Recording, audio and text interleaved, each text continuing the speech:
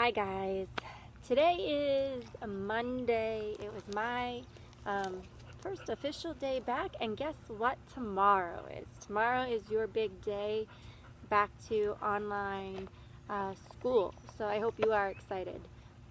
And I am definitely ready for a break in my day, and I decided to come outside and get out of the house for a minute. I have Sadie over here enjoying the outside with me for a little bit, and just to take a break and read a little bit of our book. So a nice little break, rest the mind, and enjoy ourselves for a second reading a story. So I'm going to read chapter 4 today. It's called Turkish Delight. Now we left off in chapter 3. Edmund meets the queen, a queen, when he gets into the land of Narnia. He followed Lucy in. Lucy is nowhere to be seen right now, so we'll have to see what happens as he goes, as we continue on in the story. Okay, not sure how long the chapter is, so it might be a little bit shorter even than yesterday. So we'll begin. All right, you want to say hi to Sadie, everybody? Let's say hi to Sadie. Hi, princess.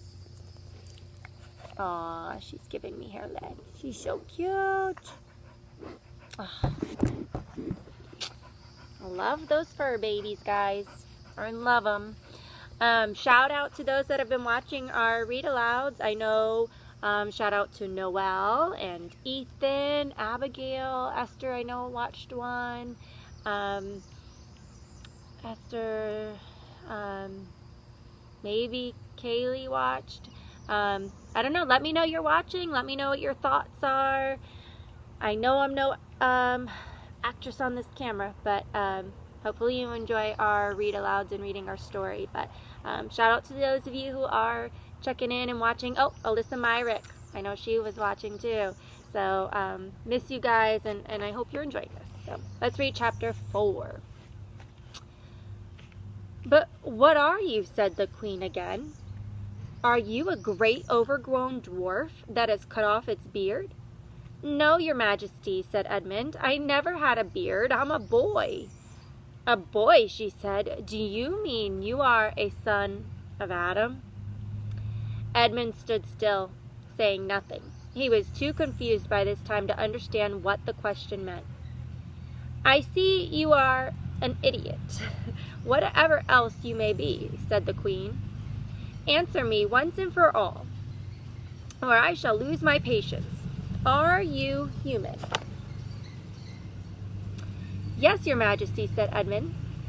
"And how, pray, do you come to enter my dominions?" Her area, her land, right? "Please, your majesty, I came in through a wardrobe." "A wardrobe? What do you mean?" "I opened a door and just found myself here." "Your majesty," said Edmund. "Ha," said the queen, speaking more to herself than to him. "A door? A door from the world of men? I have heard of such things.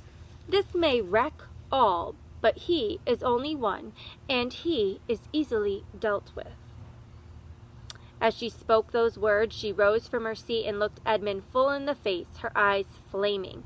At the same moment, she raised her wand. Edmund felt sure that she was going to do something dreadful, but he seemed unable to move. Then, just as he gave himself up for lost, she appeared to change her mind. "My poor child," she said in quite a different voice, "how cold you look. Come and sit with me here on the sledge. I will put my mantle round you, and we will talk." Edmund did not like this arrangement at all, but he dared not disobey. He stepped onto the sledge and sat at her feet, and she put a fold of her fur mantle round him and tucked it well in. "Perhaps something hot to drink," said the queen. "Should you like that?"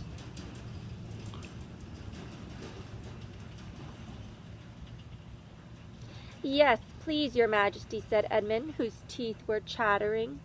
The queen took from somewhere among her wrappings a very small bottle, which looked as if it were made of copper. Then, holding out her arm, she let one drop fall from it onto the snow beside the sledge. Edmund saw the drop for a second in midair, shining like a diamond. But the moment it touched the snow, there was a hissing sound, and there stood a jeweled cup full of something that steamed. The dwarf immediately took this and handed it to Edmund with a bow and a smile. Not a very nice smile. Edmund felt much better as he began to sip the hot drink. It was something he had never tasted before, very sweet and foamy and creamy, and it warmed him right down to his toes. It is dull, son of Adam, to drink without eating. She must mean it is boring to drink without eating, said the queen presently. What would you like best to eat? Turkish delight, please, your majesty, said Edmund. Turkish delight. Does that mean turkey? The queen let another drop fall from her bottle onto the snow, and instantly there appeared a round box tied with green silk ribbon, which, when opened, turned out to contain several pounds of the best Turkish delight. And there's also a picture here of the, you calling him an elf? That handed him the drink. So, where's the screen?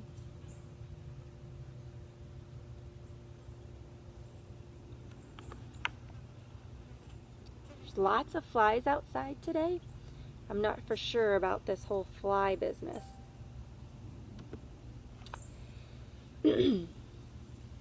Each piece, this Turkish delight we're talking about, was sweet and light to the very center, and Edmund had never tasted anything more delicious.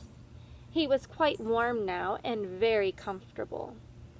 While he was eating, the queen kept asking him questions.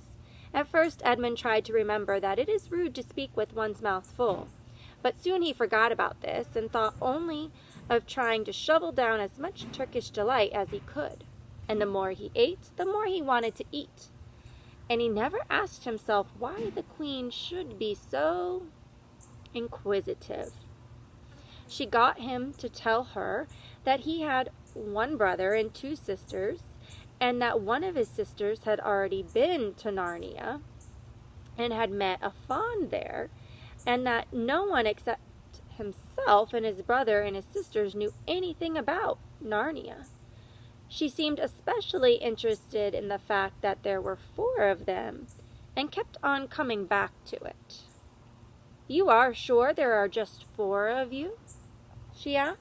2 sons of Adam and 2 daughters of Eve, neither more nor less. And Edmund, with his mouth full of Turkish delight, kept on saying, yes, I told you that before, and forgetting to call her your majesty, but she didn't seem to mind now.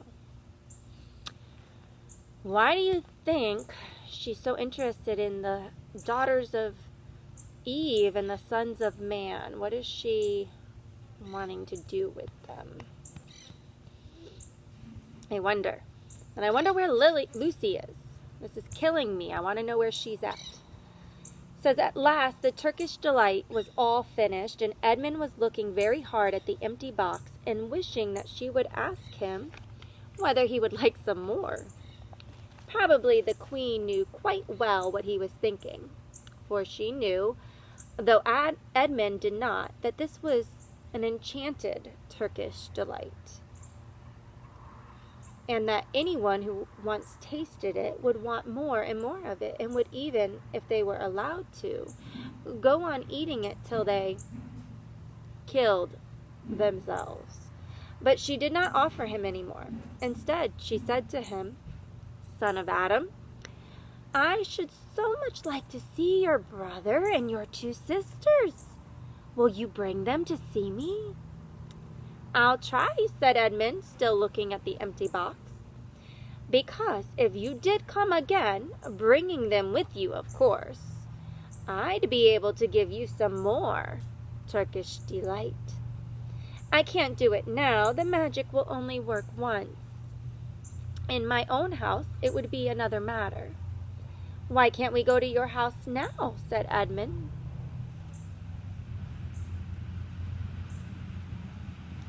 When he had first got onto the sledge, he had been afraid that she might drive away with him to some unknown place from which he would not be able to get back. But he had forgotten about that fear now. "It is a lovely place, my house," said the Queen. "I am sure you would like it. There are whole rooms full of Turkish delight. And what's more, I have no children of my own. I want a nice boy whom I could bring up as a prince and who would be King of Narnia when I am gone." Sadie Lynn, come over here. The dog is trying to escape story time. Come on, story time's over here. Lay down. Good girl. There she is. "He could be Prince of Narnia," she said. "While he was prince, he would wear a gold crown and eat Turkish delight all day long. And you are much the cleverest and handsomest young man I've ever met. I think I would like to make you the prince some day when you bring the others to visit me." "Why not now?" said Edmund. His face had become very red and his mouth and fingers were sticky. He did not look either clever or handsome, whatever the Queen might say. "Oh, but if I took you there now," said she, "I shouldn't see your brother and your sisters. I very much want to know your charming relations. You are to be the prince and later on the king, that is understood. But you must have courtiers and nobles. I will make your brother a duke and your sisters duchesses." "There's nothing special about them," said Edmund. "And anyway, I could always bring them some other time." "Ah, but once you were in my house," said the Queen, "you might forget all about them. You would be enjoying yourself so much that you wouldn't want the bother of going to fetch them. No, you must go back to your own country now and come to me another day. With them, you understand. It's no good coming without them." "But I don't even know the way back to my own country," pleaded Edmund. "That's easy," answered the Queen. "Do you see that lamp?" She pointed with her wand, and Edmund turned and saw the same lamppost under which Lucy had met the fawn. "Straight on beyond that is the way to the world of men. And now look the other way." Here she pointed in the opposite direction. "And tell me if you can see two little hills rising above the trees." "I think I can," said Edmund. "Well, my house is between those two hills. So next time you come, you have only to find the lamppost and look for those two hills and walk through the wood till you reach my house. But remember, you must bring the others with you. I might have to be very angry with you if you come alone." "I'll do my best," said Edmund. "And by the way," said the Queen, "you needn't tell them about me. It would be fun to keep it a secret between us two, wouldn't it? Make it a surprise for them.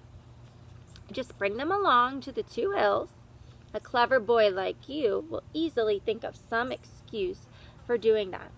And when you come to my house, you could just say, 'Let's see who lives here,' or something like that. I am sure that would be best. If your sister has met one of the fawns, she may have heard strange stories about me, nasty stories that might make her afraid to come to me. Fawns will say anything, you know. And now, please," said Edmund suddenly, "please, couldn't I have just one piece of Turkish delight to eat on the way home?" "No, no," said the Queen with a laugh. "You must wait till next time." While she spoke, she signaled to the dwarf to drive on, but as the sledge swept away out of sight, the Queen waved to Edmund, calling out, next time, don't forget. Come soon." Edmund was still staring at the sledge when he heard someone calling his own name. And looking round, he saw, finally, Lucy coming toward him from another part of the wood. "Oh, Edmund," she cried, "so you've got in too? Isn't it wonderful? And now—" "All right," said Edmund, "I see you were right, and it is a magic wardrobe after all. I'll say, I'm sorry if you like. But where on earth have you been all this time? I've been looking for you everywhere." "If I'd known you had got in, I'd have waited for you," said Lucy, who was too happy and excited to notice how snappishly Edmund spoke or how flushed and strange his face was. "I've been having lunch with dear Mr. Tumnus, the fawn, and he's very well, and the White Witch has done nothing to him for letting me go, so he thinks she can't find out, and perhaps everything is going to be all right after all." "The White Witch," said Edmund. "Who's she?" "She is a perfectly terrible person," said Lucy. "She calls herself the Queen of Narnia, though she has no right to be queen at all. And all the fauns and the dryads and naiads and dwarfs and animals, at least all the good ones, simply hate her. And she can turn people into stone and do all kinds of horrible things. And she has made a magic so that it is always winter in Narnia. Always winter, but it never gets to Christmas. And she drives about on a sledge drawn by a reindeer, with her wand in her hand and a crown on her head." Edmund was already feeling uncomfortable from having eaten too many sweets, and when he heard that the lady he had made friends with was a dangerous witch, he felt even more uncomfortable. But he still wanted to taste that Turkish delight again, one more than he wanted anything else. "Who told you all that stuff about the White Witch?" he asked. "Mr. Tumnus, the fawn," said Lucy. "You can't always believe what fawns say," said Edmund, trying to sound as if he knew far more about them than Lucy. "You can't always—" "Who said so?" asked Lucy. "Everyone knows it," said Edmund. "Ask anybody you like. But it's pretty poor sport standing here in the snow. Let's go home." "Yes, let's," said Lucy. "Oh, Edmund, I am glad you've got in too. The others will have to believe in Narnia now that both of us have been here. What fun it will be." But Edmund secretly thought that it would not be as good fun for him as for her. He would have to admit that Lucy had been right before all the others, and he felt sure the others would be all on the side of the fawns and the animals. But he was already more than half on the side of the witch. He did not know what he would say or how he would keep his secret once they were all talking about Narnia. By this time they had walked a good way. Then suddenly they felt coats around them instead of branches, and next moment they were both standing outside the wardrobe in the empty room. "I say," said Lucy, "you do look awful, Edmund. Don't you feel well?" "I'm all right," said Edmund. But this was not true. He was feeling sick. I wonder if that Turkish delight wasn't the best thing for him to have taken from the Queen/witch. "Come on then," said Lucy. "Let's find the others. What a lot we shall have to tell them, and what wonderful adventures we shall have now that we're all in it together." And that is the end of chapter 4. We are already on to chapter 5. I believe there's 17 chapters in this book. So we are making some progress here, guys. So that was very interesting. I wonder if Edmund is going to wise up or if he's going to continue being tricked by the Queen Witch in the next chapter. If he's going to try and get his siblings to be in the dark and not tell him what's going on. So Hope you liked that. Until tomorrow. Tomorrow's your first day of trying to hopefully log in and get some schoolwork done on the computer. We have a Zoom meeting hopefully you can participate in. And Mr. Sandifer and I are here for you, so if you need anything, all of the third grade teachers, we are here for you for whatever you need. And we are excited to get our learning on. So can't wait to see you, hopefully maybe on the camera tomorrow. Check in. Let me know what you're thinking of the book so far. Let me know you're watching, okay? Give me a comment or something. All right? I miss you guys, and I hope you are well. See you soon.